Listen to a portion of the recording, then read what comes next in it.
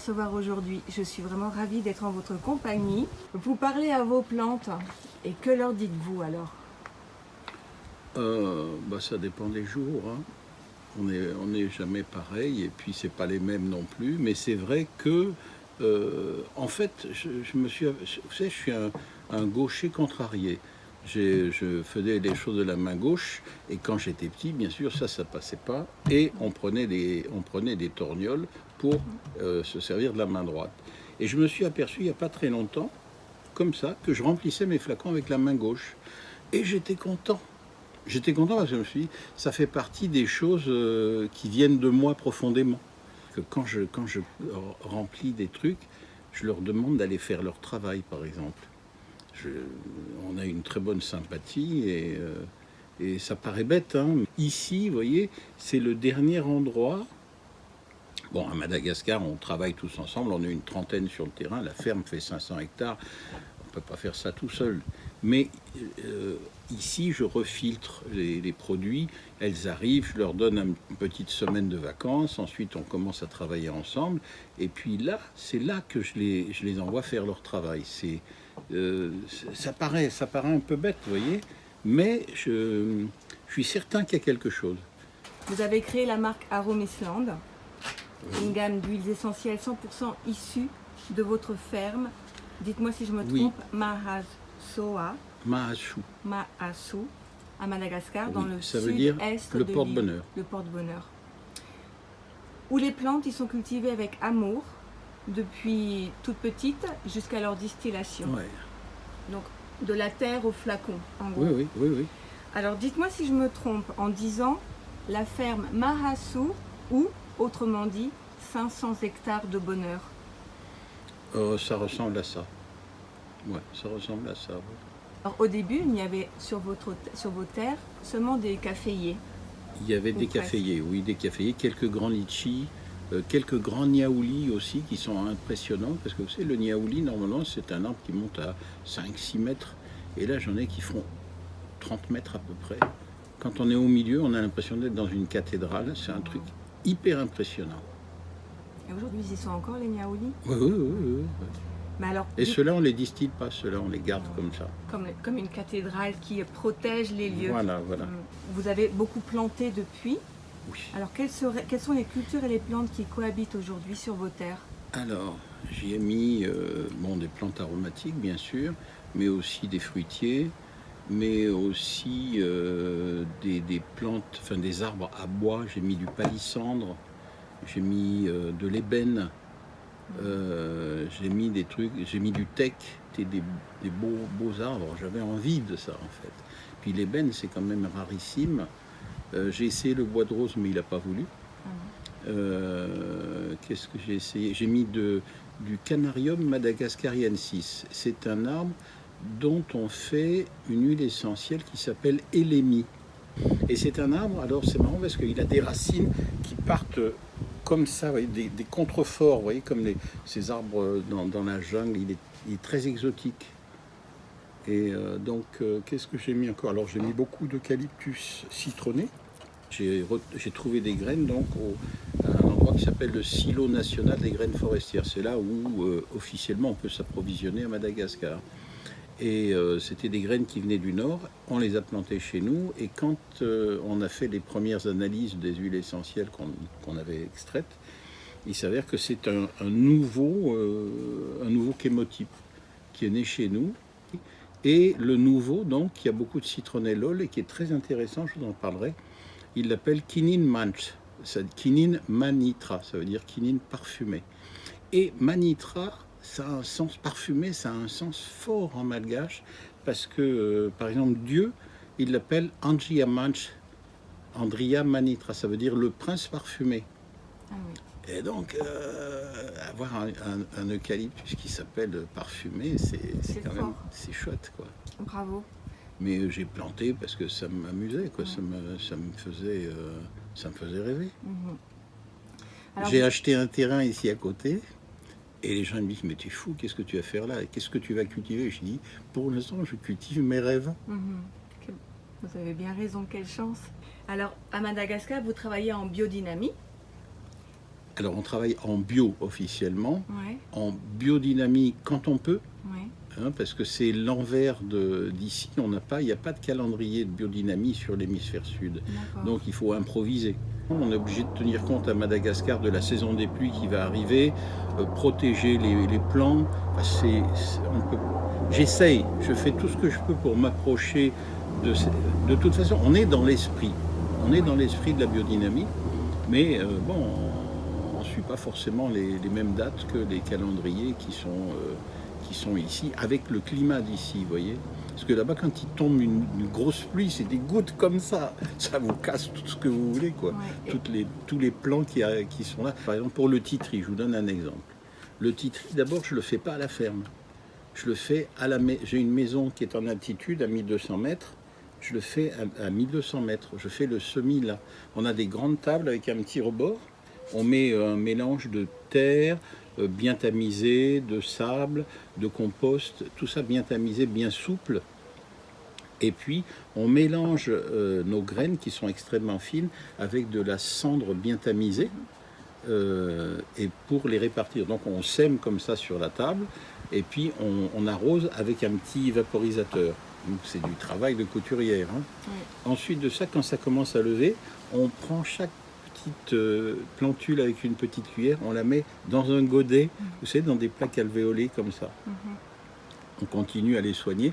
Quand on a récupéré tout ça, on descend à la ferme. Là, on prend chaque petit godet. On le met dans un godet plus grand. Je l'ai fait avec comment ça s'appelle, un espèce de manchon en bois.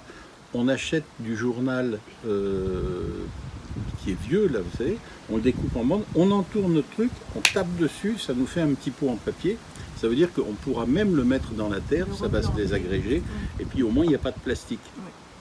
Donc on met notre truc comme ça, on les met sous des serres parce que la pluie est trop forte. Donc on a juste le plastique au-dessus et puis sur les côtés c'est ouvert bien sûr et on arrose à la main. Une fois que c'est bien comme ça, on va les mettre dans les champs, c'est-à-dire là on fait un trou, on y met du compost, on met notre truc, on rebouche et on va les protéger avec des espèces de fougères séchées comme ça pour que justement la pluie ne les abîme pas. Alors imaginez-vous le travail que ça représente par rapport à ici. Ici, on ne fait pas ces choses-là. Vous voyez, il n'y en a pas besoin, c'est pas la même chose. Donc, il y a une proximité, je trouve. On vit avec ça. On fait tout ce qu'on peut, quoi. On fait tout ce qu'on peut. Et ces petits tea trees, au bout de combien d'années de soins, vous Très, commencez très à donner vite. de l'huile? Très, très vite. Ah, ok. C'est génial, le titri. Alors, ça a été dur au départ parce que les premières graines, je me rappelle, je les avais payées $62 le gramme. Alors bon, j'ai tremblé jusqu'à ce que ça germe. Et alors en bas, à la ferme, ça ne voulait pas germer. Parce que peut-être il fait trop chaud. Donc on voyait rien. Donc j'ai pris les graines, je les ai emmenées en altitude parce que j'avais fait l'expérience avec le Ravinsara aussi. C'est pareil, le Ravinsara en altitude, j'ai 90% de germination et quand je le fais à la ferme, j'ai 20%. C'est-à-dire en bas, certainement, il fait trop chaud. Et ça s'y prête pas. Alors que là, en haut, ils sont dans une situation peut-être de fragilité et donc ils décuplent leur capacité à se reproduire. Vous voyez, donc voilà, j'ai remarqué ça. Donc j'ai fait pareil pour le titri et là ça a marché. Donc après le titri revient. Alors j'ai essayé d'en laisser en altitude et là il est couvert de parasites. Alors qu'en bas il n'y a pas de parasites sur le titri. Ce sont les mystères aussi. Ouais. Il faut s'adapter, expérimenter. Ouais, il faut expérimenter. Alors, je vais vous soumettre quelques assertions sur certaines des matières que vous avez dans votre gamme d'huiles essentielles. Allez-y. Parce que le but de mon projet, c'est de mettre en valeur ces matières, en plus des personnes qui les travaillent. Donc, je vais vous donner ces assertions et vous donner un droit de réponse. Alors, si je vous dis basilic sacré en français, tulsi en sanskrit, romba en malgache, un vrai voyage. C'est pas pareil. C'est pas pareil. Alors, basilic sacré et Tutsi, comme vous dites, c'est le basilic indien. C'est Ocimum sanctum. Oui. Or, celui qu'on a à Madagascar, c'est le basilic pujan et le Ocimum gratissimum. Il n'a pas la même composition, c'est pas la même plante, déjà, nous on a des feuilles dentelées, l'autre il les a pas. C'est pas du tout. Mais vous savez ce qui s'est passé, c'est que il n'y avait pas de, comment dire, il n'y avait pas de documentation là-dessus. Donc moi quand j'ai vu basilic à Eugénol là-bas, que j'avais cueilli en sauvage, j'ai dit ben voilà, c'est le basilic sacré. Et puis, il a fallu que je cherche comme il faut, et puis d'un seul coup, je me suis aperçu que c'était pas du basilic sacré, que c'était du basilic pujan, donc le gratissimum. La composition n'est pas la même, néanmoins, il a quand même environ 50% de génol, et c'est un produit extraordinaire. Je vous donne un exemple, j'ai une cliente là, son petit, qui m'appelle à 9 h du soir, son petit, qui a 11 mois à ce moment-là, fait une gastro, donc il se vide de tous les côtés, et elle me dit qu'est-ce que je peux faire. Je lui demande si elle a du basilic, de mon basilic en question. Elle me dit oui, j'en ai. Alors je dis ben, vous mettez une goutte seulement sous la plante des pieds. Voilà, donc elle a mis 2 gouttes. Moins d'une heure après, le gamin c'était fini, il dormait. Et je suis sûr que c'est pour moi le basilic de l'intestin. C'est pareil. Je trouve qu'il a une note extrêmement délicate. Il a un eugénol très subtil. On trouve des molécules, vous voyez, dans des diverses familles de plantes. Et même si c'est la même molécule, elles ont quand même une signature différente. Ça me paraît obligatoire, c'est pas possible autrement. On n'en a pas de certitude, vous voyez. Donc c'est pas du basilic sacré, c'est du basilic pujan. Le pesto, c'est le génovese. Ah oui. Le pesto, c'est un basilic à linalol. J'en ai fait, j'en ai plus du tout, et j'en ai pas refait parce que pour une tonne de feuilles, on avait eu 700 grammes de basilic, d'huile essentielle. Alors, c'est pas méchant, une tonne de feuilles, 700 grammes, c'est des choses qui arrivent. Mais pour faire une tonne de basilic, je sais pas, vous avez déjà cultivé du basilic dans votre cuisine sur le bord de la fenêtre. Bien sûr. Imaginez pour faire déjà 1 kilo de feuilles. Il en faut, hein. Oui. Alors pour faire une tonne. Et puis avoir 700 grammes, c'est... Donc je vais l'utiliser avec parcimonie, alors mon basilic à linalol, parce que je l'adore. Ah oui, ben vous pouvez, ouais. Alors, si je vous dis maintenant le gingembre papillon n'est pas du gingembre officinal, qui est-il alors? Alors, le gingembre papillon, c'est une plante qu'on appelle l'unguza. C'est des plantes qui font environ 2 mètres de haut et qui font une très très belle fleur blanche, comme on dirait des petits papillons. Et la fleur, elle sent un peu la pâtisserie, la viennoiserie. C'est un truc magnifique. Ça. Un peu vanille, un peu fleur d'oranger, un peu jasmin. C'est un mélange de tout ça. Franchement, ça embaume. On distille la feuille. On prend les tiges et puis on les distille. Et là, c'est pareil. Il faut entre 2 et 3 tonnes de feuilles pour faire 1 kilo d'huile essentielle. Moi, j'adore cette huile essentielle. Maintenant, à quoi ça sert vraiment ? Pour l'instant, tous les gens sont un petit peu dans le... On n'a pas d'expérience, on n'a pas beaucoup de recul. J'en ai pas beaucoup, vous savez, j'en ai à quelques kilos, quoi, c'est tout. Donc ça fait quelques flacons, puis surtout, ça fait pas partie... En fait, à la ferme, on arrive à faire quelques tonnes d'huile essentielle, mais on fait du niaouli, du raminsara, du girofle, des choses qui sont demandées, vous voyez, dans la profession. Et puis à côté de ça, on fait plein de petits produits sympas. Mais a priori, le gingembre papillon aurait des vertus peut-être plus psycho-émotionnelles. C'est ça. Mais je ne suis pas assez fort là-dedans, vous voyez. Moi, je voudrais conserver plutôt mon contact avec les plantes. Et puis c'est pour ça que je préfère vendre mes produits à des gens qui savent les employer. Alors, la goyave est un délicieux fruit exotique, mais pas que. Mais pas que, oui, la feuille de goyave, elle m'a interpellé un peu. Je dis, bon, on va distiller un peu. J'ai distillé donc, et j'en ai passé à mon copain Pierre. Et il m'a dit, mais c'est génial, ça, cette telle molécule, etc. Ça, c'est quelque chose qui stimule l'action des lymphocytes T4, donc on appelle les natural killers. Ouais. Et donc, lui, il a trouvé que c'était génial pour les gens qui souffraient du syndrome d'immunodéficience acquise. Aussi dans le cadre de cette histoire de Covid qui nous embête tous, parce que ça stimule vraiment les immunités. Donc, on en a refait. Et puis voilà, maintenant on a de la goyave, de la feuille de goyave, et j'en mets dans certaines formules. Pour moi, c'est un bon anti-grippe. Et puis ça peut intervenir dans plein de cas comme ça. J'ai aussi fait, je ne sais pas si vous l'aviez noté, je ne pense pas parce que c'est tout nouveau, c'est des feuilles de tam-tam, c'est le curcuma. Alors voilà, c'est pareil, tout le monde distille le rhizome de curcuma, et moi je me suis dit, mais on va distiller les feuilles aussi. Et dans la dernière distillation de feuilles de curcuma, j'ai 76% de terpinolène. Oh oui. Et c'est une molécule avec des vertus antitumorales. Donc c'est quand même des découvertes amusantes, quoi. C'est des découvertes intéressantes. Bien sûr.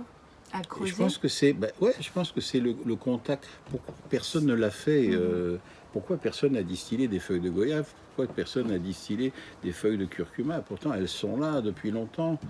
Et je me dis que c'est sûrement ma curiosité. Ça fait partie vraiment des plaisirs de trouver qu'on avance. On avait fait, il y a 20 ans de ça, on a fait une expérience à l'hôpital Necker avec une bonne amie qui s'appelle Patricia D'Alessio, qui est professeure.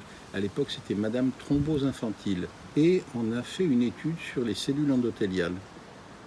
Et on a donc été les premiers à travailler sur le vivant. C'est-à-dire jusqu'à présent, jusque-là, on essayait avec des huiles essentielles de détruire des bactéries, etc. Et là, on a voulu voir quel était l'impact de l'huile essentielle sur l'inhibition du stress des cellules endothéliales. Donc c'était pas seulement, on dit, vous savez, vous mettez du néroli un petit peu comme ça, ou de la camomille matricaire, ou de la camomille romaine, et puis ça vous détend. Oui, ça c'est un peu subjectif quand même. Mais quand on voit les photos au microscope confocal et que on voit la forme des cellules qui change avec une co-incubation avec de l'huile essentielle, on stressait les cellules avec du TNF-alpha, c'est le facteur de nécrose tumorale. Ouais. Et en même temps, on faisait une co-incubation avec tel pourcentage, je me suis dit, pourcentage infime d'huile essentielle. On en a testé une quarantaine, ça nous a coûté la peau des fesses. Et finalement, on n'en a rien fait. Quand on fait de la recherche, on n'a jamais vraiment de résultats. On a de nouvelles pistes pour aller plus loin. On a trouvé 3 huiles qui avaient vraiment un impact formidable. C'était le néroli, c'était le géranium et la camomille matricaire. Donc elles avaient un impact très régulier et sur tous les âges des cellules, parce qu'on avait déterminé une dizaine de phases dans l'âge de la cellule. Et puis on s'est dit, bon, ben, c'est bien beau, mais on va essayer de savoir quelles sont les molécules responsables. Donc on a fractionné ces huiles, et puis on a recommencé l'expérience donc avec ça. On a trouvé dans le néroli une molécule qui s'appelle transnérolidol, qui est à 2% dans le néroli. Donc imaginez le coût. Et donc cette molécule de transnérolidol, on la trouve aussi dans le niaouli. Dans une variété de niaouli, on arrive jusqu'à 70% de transnérolidol. Donc ça donne des pistes. Maintenant, il faudrait refaire les mêmes études avec ce niaouli. On a trouvé quoi encore? Alors, on a trouvé des trucs quand on a fractionné la camomille matricaire. Tout le monde parlait de l'impact des camasulaines sur le stress. Ben, je t'en fous. La camasulaine, c'est une molécule qui n'a aucun impact sur l'inhibition du stress. Il y a d'autres molécules qui sont beaucoup plus actives. Donc on découvre des trucs et c'est très excitant. Quelque part, ça doit créer une certaine frustration d'ouvrir tant de pistes mais pas pouvoir les concrétiser toutes. Parce qu'il y a beaucoup de choses à faire. J'ai fait un morceau. Il y a des gens qui viendront derrière moi, qui feront le reste et puis c'est tout. Moi, je suis dans la dernière ligne droite là maintenant. J'ai pu faire une réincarnation à Madagascar en tant que paysan du tiers-monde. Et je suis content, quoi. Mais bien sûr, en plus vous êtes aux racines, à la source de tout ça. Ouais. Alors, on reprend les assertions. Allez. Alors, le lantana camara est une très jolie plante ornementale, mais qui a une mauvaise réputation, puisque ses fruits encore verts sont toxiques, et elle est classée parmi une des espèces très envahissantes. Et pourtant, ça sent bon. Elle sent superbement bon. J'en ai pas beaucoup là, mais je vous assure, je vous le ferai sentir tout à l'heure. Vous allez voir, c'est un truc magnifique. C'est dur à faire parce que il faut aller le ramasser. Ça pique, c'est très piquant. Et il faut plusieurs tonnes de feuilles pour faire 1 kilo d'huile essentielle. Donc c'est un produit assez cher. C'est une huile essentielle qui est... Il n'y en a pas beaucoup, hein, parce que c'est difficile à obtenir. Mais en même temps, vous savez, ce qui se passe, c'est que c'est une huile essentielle qui demande beaucoup de plantes. À Madagascar, on a tendance à voler un petit peu. On est obligé de se battre. J'ai arrêté de faire de la vanille parce que j'ai des gardiens qui se sont fait attaquer à cause de ça. Alors je dis, on ne va pas prendre de risques, on n'a pas besoin de vanille. Même pour le café, si vous saviez, si vous passez dans vos cafés et que vous avez laissé quelques grains, parce qu'ils sont pas encore rouges, eh ben, le lendemain, il n'y en a plus. Ouais, tout le monde passe derrière. Ben ouais. Ouais. Alors donc, le Lantana Camara, il faut énormément de feuilles pour faire un peu d'huile essentielle. Et puis, comme elle pique beaucoup, personne ne va vous les voler. C'est clair. Donc j'ai dit, bah, c'est marrant. Par exemple, j'avais retiré des canneliers qui étaient en bordure, parce que même une fois la nuit, j'avais trouvé les policiers municipaux en train de me voler de la cannelle. Alors donc, j'ai dit, les gars, c'est pas sérieux. Donc j'ai dit, toute cette zone-là, on retire la cannelle. Et du coup, on a distillé les racines de la cannelle, et il y avait 46% de camphre dedans. Alors bon, le camphre, c'est pas facile à gérer, mais par contre, c'est un truc contre les douleurs qui est génial. Ouais, donc voilà, j'en ai fait un peu, je les conserve précieusement justement pour mettre dans des formulations antidouleurs. J'ai planté du basilic à la place, personne ne me vole le basilic. Maman, je vous prendrai tout, j'adore trop le basilic. Ouais, parce qu'ils en ont dans leur jardin aussi, c'est ça. Tout le monde en a dans son jardin. Non, mais non, personne s'en sert. Personne s'en sert. Les gens connaissent pas trop. Ah, ok. Ah, quel dommage. Ils connaissent il y a des plantes. Vous savez, les Malgaches ne se servent pas d'huile essentielle. Quand quelqu'un est malade, eh ben, par exemple, on met sous une chaise, on met une grosse bassine avec de l'eau bouillante, on met des feuilles de niaouli dedans, et puis le gars se met sur la chaise et il s'enveloppe avec une couverture, ça fait un sauna, il respire ce truc-là pendant un quart d'heure, 20 minutes, et puis bon, après il va s'étendre et il boit du bouillon de poule. Oui, qui est très restructurant. Voilà. C'est bien. C'est bien aussi. Ouais. Alors, si on parle de la maniguette, qui est pour moi une sucette au Coca-Cola, un bonbon réconfortant, et pour vous? C'est marrant parce que ça ressemble au gingembre papillon. On les confond complètement, à part que la fleur du gingembre papillon, elle est en haut, et la fleur de la maniguette, elle est en bas, elle pousse à côté. Vous voyez, la tige de la feuille pousse comme ça, et là, hop, vous avez la fleur. Ouais. Et la fleur, elle se termine, elle fait un fruit, et dans le fruit, il y a des petites graines qui ont le goût du girofle un peu. Et donc on les fait sécher et on appelle ça le poivre paradis ou poivre maniguette.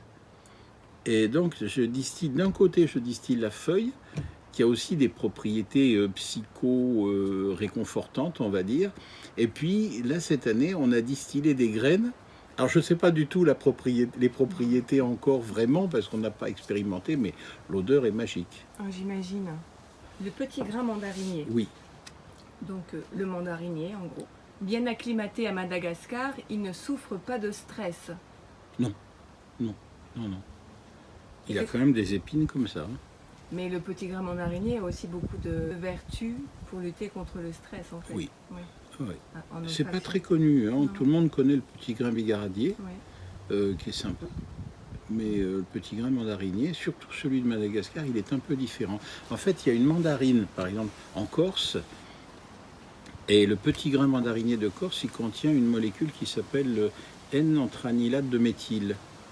Et donc, dans le petit grain de mandarinier Madagascar, il n'y en a pas. Par contre, on a entre 40 et 50% de linalol. Alors qu'on ne trouve pas de linalol dans le petit grain bigaradier ou le petit grain mandarinier européen. L'odeur est très chouette. Elle fait penser, vous savez, au parfum sucré, amer, comme faisait Christian Dior dans le temps. Je ne connais pas assez Dior, les parfums de Dior, mais votre petit grain mandarinier, en revanche, oui, je peux m'en parfumer, il n'y a pas de souci. Vous le connaissez? Ah oui, bien sûr. Ah oui. J'ai une petite collection quand même. Ah d'accord. D'Aromisland, bien sûr. Le catrafaille est récolté en sauvage. Il ne pousse pas Pousse pas chez nous. cultivé Pousse sur pas votre chez terre. nous, non. mais en revanche, il est distillé à la ferme. Il est distillé à la ferme, oui. Donc Mais on n'en fait pas beaucoup non plus. Non, très peu, mais en fait, il est traité avec tout le respect dû à son rang. Il est bien traité, ouais. Parce que c'est une formidable huile.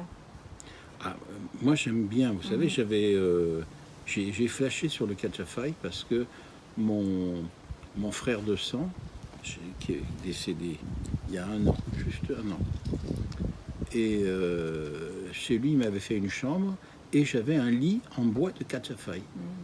Et ça sent bon, ça sent bon. Je vous assure, si vous avez chez vous la possibilité d'avoir un lit en bois comme ça et que vous mettez un petit peu de parfum sur le bois du lit, c'est chouette. Ah ouais, bonne idée. Alors, cannelle-feuille, cannelle-écorce. Un arbre, 2 possibilités. Oui, 3, avec la racine aussi. Du coup, Ouais. La cannelle feuille, elle contient beaucoup de génol, comme le clou de girofle, environ 75%. ouais. Et elle contient très peu de cinnamaldéhyde, alors que la cannelle écorce, elle contient, là j'ai fait des 72% de cinnamaldéhyde, ce qui est quand même assez remarquable. Je vois couramment des 40%, des 45%, mais 72% c'est assez rare. Un vrai bazooka, quoi. Elle est jolie, quoi. Ouais. Du coup, le clou de girofle, vous en avez 2. Un classique ou un super? Voilà, alors, et j'en ai 3 même. J'ai la griffe aussi. Vous savez, le girofle, c'est une espèce de petit pédoncule comme ça, avec un bouton floral qui pousse. Si on le laisse, ça devient une fleur, et après, ça devient une graine. Et là, donc, pendant que c'est en bouton, on prend le pédoncule comme ça, et on le ramasse, et le soir, il a déjà un peu séché, alors on les casse comme ça, vous voyez, tout en discutant sur une natte, comme ça, on sépare les clous des griffes, c'est ce qu'on appelle la griffe. D'accord. Et on les laisse sécher, ça change de couleur, parce que le clou, il est vert au départ, et en 2 jours, il devient marron. Puis après, il faut qu'il sèche davantage, donc on le met au soleil, on le rentre le soir, il ne faut pas que ça prenne l'humidité. La griffe, pareil. Ensuite, on distille. Alors le clou, une fois distillé, il donne à peu près 14 à 15% d'huile essentielle sur son poids sec. Alors que la griffe, elle donne 5% d'huile essentielle sur son poids sec aussi. La griffe, cette année, je vous disais, j'ai réussi à faire 97% d'eugénol.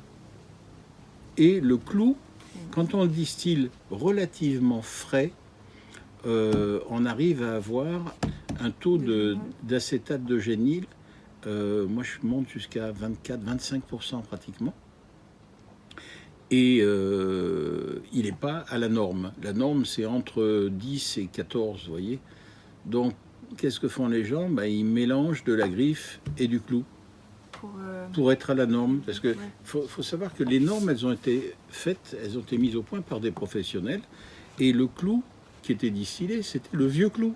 Vous distillez les tout petits clous qui sont vraiment un petit peu rachitiques, ou ce qu'on appelle les écarts de triage, vous voyez, ou qu'on distille les clous invendus au bout d'un an quand la récolte, la nouvelle arrive. Là, vous avez un taux d'acétate d'eugénil qui est très bas, vous arrivez à 10-12% maximum.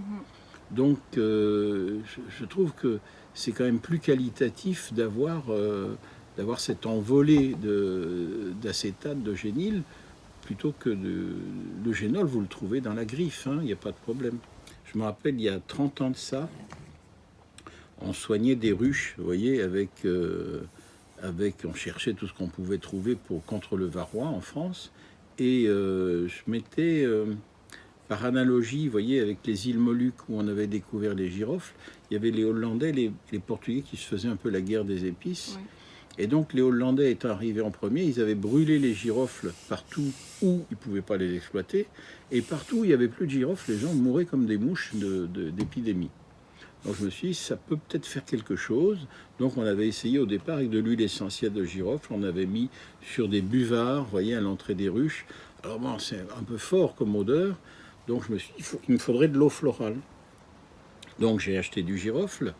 Et puis je me suis dit, on va le distiller, donc je calculais mon coût, je me disais, bon, je vais faire comme ci, comme ça, etc. Donc un beau jour, je dis, bon, on va le faire demain. Et quand je me suis réveillé le matin, j'étais dans un rêve encore, vous voyez, c'est pour ça que je suis un rêveur. j'étais en train de distiller mon girofle et ça coulait blanc comme du lait. Alors que quand on distille une huile essentielle, lavande ou camomille romaine ou n'importe où, camomille matricaire qui est bien bleue, ça coule transparent. J'arrive à la distillerie, j'installe mon truc, j'avais un commis qui s'appelait Jean-Luc, et je dis Jean-Luc, tu surveilles et tu m'appelles et moi je vais regarder le rouleau de fax, parce qu'à l'époque il n'y avait pas encore internet, et puis tu m'appelles quand ça coule. Et au bout d'une demi-heure, je vois Jean-Luc qui arrive et qui me dit « Michel, venez vite, ça coule blanc comme du pastis. » Voilà. Et donc, je suis arrivé, j'ai vu le truc que j'avais vu dans mon rêve. J'avais jamais vu ça de ma vie. Et je me dis « Putain, vraiment, je suis bien connecté avec mes trucs, quoi. » Donc, c'est rassurant. Ça veut dire qu'on a les pieds à la bonne place, quoi, au bon endroit. Donc, on a distillé. Et puis, j'avais demandé conseil à personne. Donc, je me disais... Bon, vu le prix que j'ai payé de girofle, j'aimerais bien avoir un peu d'huile essentielle quand même. Et puis j'avais pas réfléchi que la densité était plus importante que l'eau. Et donc j'ai trouvé une huile essentielle comme du caramel. Elle était un peu rouge, mais douce dans le fond du truc. Heureusement qu'on n'a pas vidé le bidon. Vous proposez une gamme très ample avec des prix à l'achat très raisonnables pour une très grande qualité d'huile. Comment faites-vous concrètement? Écoutez, déjà, il n'y a pas d'intermédiaire. Là je vais être obligé d'augmenter un tout petit peu parce que les prix de transport ont triplé. Avec le Covid, je vais être obligé d'augmenter mes prix un petit peu parce que là, on ne va pas tenir, vous voyez. Par exemple, pour le niaouli, pratiquement, ça double le prix. C'est fou. Ouais. Pour l'instant, je tiens un petit peu, mais je vais être obligé d'augmenter certainement un petit peu. Et puis ici, j'ai pas d'employé, je fais tout moi-même, parce que j'ai pas d'ambition de vendre aux boutiques. Par exemple, je vends surtout à des aromathérapeutes, à des naturopathes, à des gens qui sont déjà suffisamment professionnels pour apprécier. Je vends pas mal en Belgique, en Italie, en Espagne, en Suisse, au Canada, en France, bien sûr. Hein. Je cherche pas non plus, je fais pas de pub. Je cherche pas non plus, ce que je veux, c'est faire mon petit boulot avec surtout du plaisir. Voilà, donc j'ai pas du tout l'intention de me créer des obligations. Alors j'aimerais que vous me parliez de votre équipe à Madagascar, ou plutôt de votre grande famille. Oui. Parce qu'ils sont tous là-bas, ils travaillent, vous n'avez pas pu y retourner depuis 2 ans. J'imagine que cette famille vous manque. Oui, bien sûr, oui. Victor, Florentin, Charles, qui sont à la ferme. Charles s'occupe surtout de l'association, mais c'est mon petit frère, donc il a un œil aussi sur... c'est lui qui s'occupe de la partie banque. Et puis Victor s'occupe surtout des travailleurs, donc. Et puis Florentin s'occupe surtout de l'administratif. Donc je les ai au téléphone tous les jours. Dès qu'il y a un problème, j'ai une photo. Ou un film, ou on m'appelle, ou c'est comme si j'étais dans un bureau là-bas, mais que la porte était fermée, qu'on ne pouvait pas me voir, mais j'interviens immédiatement. Et puis en plus de ça, je leur ai appris à s'auto-gérer. Vous voyez, par exemple, c'est un petit truc de rien du tout qui peut servir à tous les gens qui ont besoin d'éduquer leurs collaborateurs. Quand il y a un problème, je dis écrivez-le. Écrivez le problème le mieux possible. Et puis une fois qu'il est bien écrit, on va chercher 3 solutions possibles. On va rayer la plus mauvaise. Il n'en reste que 2. Ben dans les 2, c'est pareil, on va rayer la plus mauvaise et puis on va faire celle qui reste. Et même si c'est une bêtise, je dirai rien.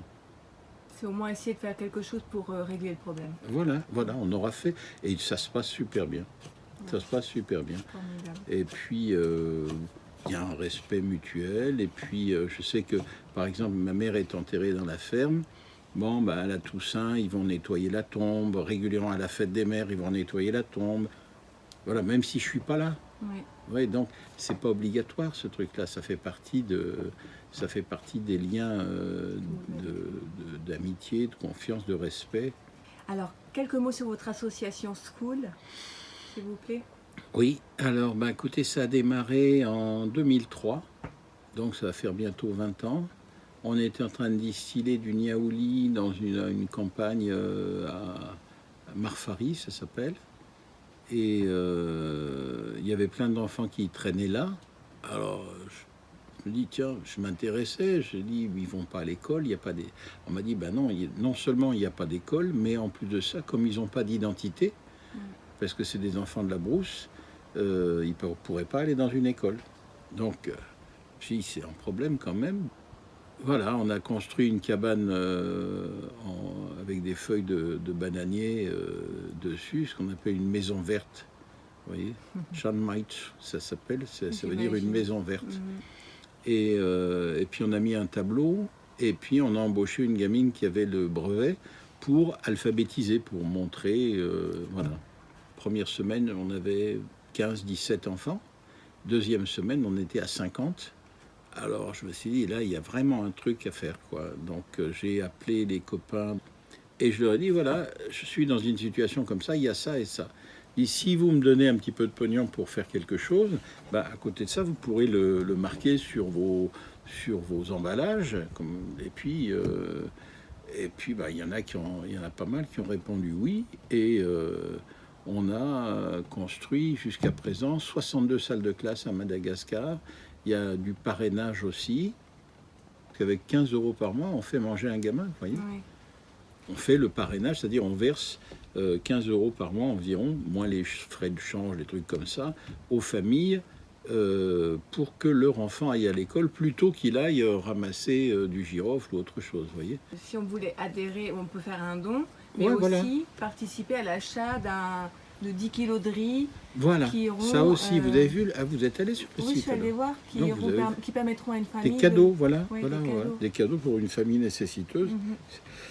C'est sympa. Et on Ouais. s'engage pas non plus, Oui. mais on a, enfin, je sais pas, 10, 20, 30 € comme ça, ben, on sait que ça va être bien utile. En plus de ça, je fais que par Internet parce qu'on n'a pas les moyens de faire par courrier, hein.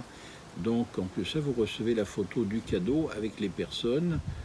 Et puis c'est publié sur le site Oui. aussi au fur et à mesure. Il y a plusieurs milliers de cadeaux maintenant, plusieurs milliers de photos qui s'incrémentent à chaque fois. Ouais. C'est vraiment...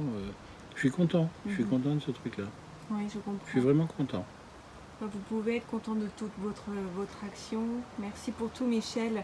Est-ce que vous souhaitez rajouter quelque chose? Non, ça va, ça va. C'était sympa comme rencontre. Merci, merci pour tout.